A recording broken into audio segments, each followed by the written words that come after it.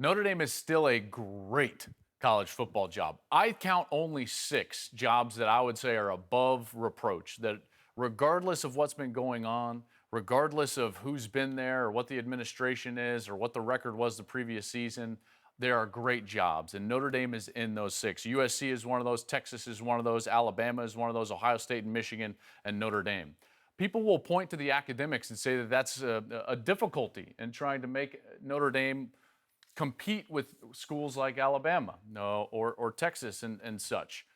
I don't think that holds water because of what David Shaw has been able to do at Stanford and play at the top echelon of college football, when Stanford is the only school in the FBS that has to get the kid admitted into Stanford before he can accept his scholarship. Now that's a hindrance. So when Stanford is out there and they're beating Notre Dame and they're winning major bowl games, then there's no excuse for Notre Dame. So Brian Kelly was right. Everyone's job is up for grabs, including his, because this is a great job. It's one of the best 6 in America, and if he's not going to get the job done, then somebody else will. Go ahead, Skip. I'm going to go. Notre Dame is not a great job for the very reason you're trying to sell it as a great job. In my days in Chicago, working for the Chicago Tribune, writing columns, I spent a lot of time in South Bend, and I have a pretty good feel for that program. And the biggest problem is that fandom, the Golden Domers, all continue to live in the past, the glorious past of the 40s and the 50s and the 60s. But Newt Rockne ain't walking through that door anymore. Ara Parseghian. Or Ara Parseghian. And if you look back, heck, Lou Holtz ain't walking through the door because Lou Holtz coached the last national champion, 1988. Notre Dame. That's a long time ago. Yes. Their last Heisman Trophy winner was 1987, Tim Brown from Dallas, Texas. Those were the days when a black kid from Dallas, Texas, Tim Brown, would say, I want to go play on that stage, because Notre Dame was basically the only team on TV every week, except for the game of the week. But Notre Dame was on every week. Every week. And so everybody from all over the country, Catholic kids, non-Catholic kids, black kids, white kids, that's the NFL stage, is Notre Dame. The pipeline to the NFL goes through South Bend, Indiana, until slowly but surely all those kids started to realize, have you ever been in South Bend in November and December and January and February? It's bleak. It's dreary. It's not the most fun place. I have great respect for the academic institute. It is a great school. Absolutely. And not a great place. But what I found at Notre Dame, post Lou Holtz, is that the academic admission standards for athletes, to me, and this is a little subjective, I think they're the highest in the country. So that pool that you're talking about. They're not, though. Factually, Stanford's is the highest in the country.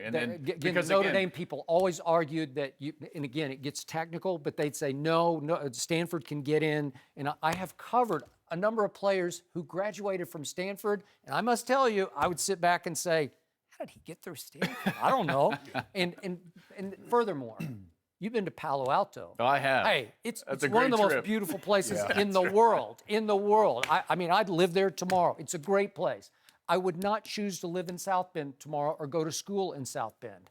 So the flashpoint was Lou Holtz. The flashpoint was Randy Moss to me, because remember, 1995, Randy Moss actually committed to, he signed his letter of intent to go to Notre Dame.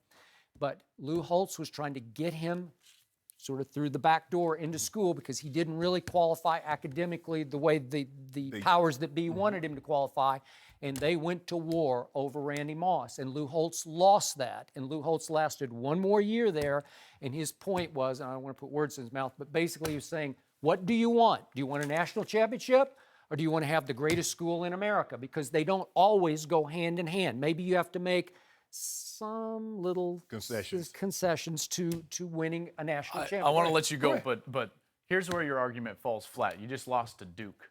It's a great academic institution, and when Stanford is winning 3 out of 4 Pac-12 titles, you don't have a leg to stand on, because Stanford is considered, aside from the Ivy Leagues, the top university in our country. So I understand that the academics are difficult, and it's a wonderful school, but that is not an excuse when Duke has had success. Northwestern has had success. Stanford has had success at the major levels of college football. Okay, but you can have some success, but I don't think you can win national championships. That's what Notre Dame is. And it's a great school in name only. because they're no longer the prestige school, like Skip said. They're not the only ones on television. Alabama, USC. Well, who isn't on television? and Louisiana Monroe's on television. But here's the thing. Since Brian Kelly has been there at 2010, his average ranking class is 10.6, so top 10. Nick Saban has been there since 07, 4.6. Urban Meyer, 3.8 since 2012. They look at Urban Meyer, they look at Nick Saban, and let me tell you something about college kids coming out of high school. No matter what they tell you, you know this, Joel Klatt. If you go play at one of these programs, you're not thinking about getting a degree and just going into the regular workforce. No. I'm going to play in the National Football League. So when Nick Saban comes in your house and sits down, he tells your mom, your son is good enough to go play in the NFL. I know because I coached in the NFL and I've seen a number of players there. The mom eyes lights up. You're going to play for that. You're going to play for an SEC title. You're going to play for a national title, and you're probably going to leave with one of those before you leave there. Urban Meyer can say the same thing. I had coached the Heisman Trophy winner. Nick Saban said, I've coached 2 Heisman Trophy winners, and we won 4 national championships in 10 years. What can Notre Dame say? Now, if Tell you what they can say. If you don't go to the National Football League, you can represent the guys that's playing in the National Football League. But guys that go play college football, 95% of them want to play on Sunday. I understand that this is going back into the annals, but you're right. You know, when Urban Meyer and Nick Saban sit down in your living room, that's going to carry cachet. But if they had the Notre Dame crest, that's more about them than it is the logo on their shirt. Yeah. If they were the coach at Notre Dame, it would be the exact same message, and those kids would be going to Notre Dame.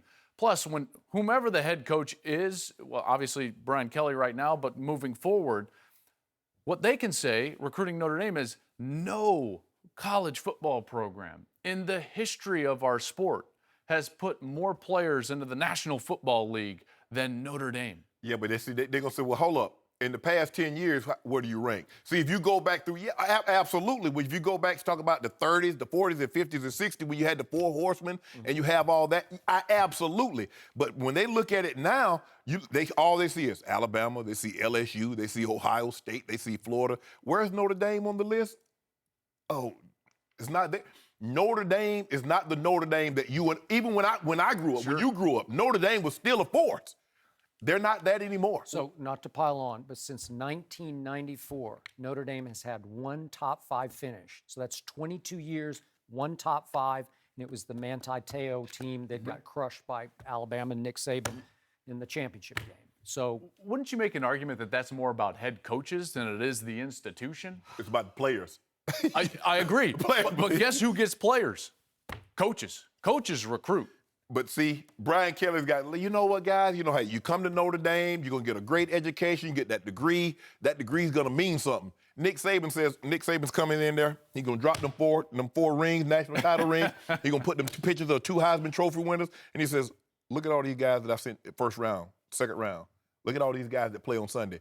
Brian Kelly's going to say, you know what? Now, you might be representing those guys that play on Sunday. You might be a Fortune 500 CEO. Let me give you a hypothetical right now. Brian Kelly and David Shaw switch spots. Remember, Stanford's the Pac-12 school that's leading in terms of draft picks in the last 3 or 4 years, I think five seasons. They switch places right now. Yeah. Is Notre Dame immediately a national title contender? For me, knowing me as an 18-year-old coming out of high school, I think my personality would mesh better with David Shaw than Brian Kelly. I agree. You can't, and I get it, because I grew up in a time when they grabbed your face mask and they could yell. Right. But I'm not that type of guy. So Brian Kelly and we would butt heads. So I'm more apt to get along with David Shaw. I bring that up because I think David Shaw, Nick Saban, and Urban Meyer right now are the 3 best coaches in college football. You put any one of those into that university, and they're going to immediately win and compete for national titles. When you're talking about short-term, and I think even 10 years is short-term when you're talking about the history of our sport, that's more about the coaches than it is the institution. So when I see a complete body of work, I see the history and tradition of an institution. I see the history and tradition of a program. Yep. And when a great coach comes in and has that behind him and that repertoire behind him, that's all of a sudden when national championships happen. You do realize who coached at Alabama for a number of years, the guy that wore the hat. Paul Bear Bryant. That 100%. name- But that's why they're one of those 6 jobs. Because they also, and again, when Nick Saban goes to a place like Alabama, or if he would have gone to Texas, boom, you're going to have success because you have all of that backing behind But you. Joel, the point is, there's no way David Shaw would switch places. He wouldn't go to Notre Dame now. If he had a chance, even for a lot of money, I don't think he would leave Stanford for Notre Dame. Let's just say for the sake of argument, if they fire Brian Kelly, what top coach could they get to come to Notre Dame? I think any of the top coaches available. Tom Herman. Tom Herman, Bobby Petrino, Jimbo Fisher, Les Miles certainly would go up there. I don't think they would want Les Miles. I don't think Jimbo. Tom Herman, maybe. But Tom Herman's like, why am I going to go to Notre Dame and deal with those and I can go to LSU and cast that net and get those 4 or 5. If he just not to extend this, but LSU is not that great of a job, guys. Why would you want to go play Nick Saban every single year? Why would you want the expectations of that program heaped on you like Les Miles had them heaped on? That's the only reason but it's if not you a good can job. own Louisiana recruiting, you got a shot. Yeah. You do have a shot. Yeah. So all I got to do is just get Louisiana and maybe get 1 or 2 out of Florida. You can't beat me, Joel.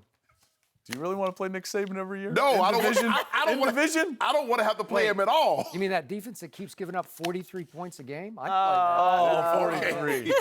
Okay. Now he doesn't believe in Alabama. Thanks, Joel. What are we doing? You can catch Joel People Saturday. can't play defense. Oklahoma, TCU on Fox. Thanks for joining us, got it. Joel.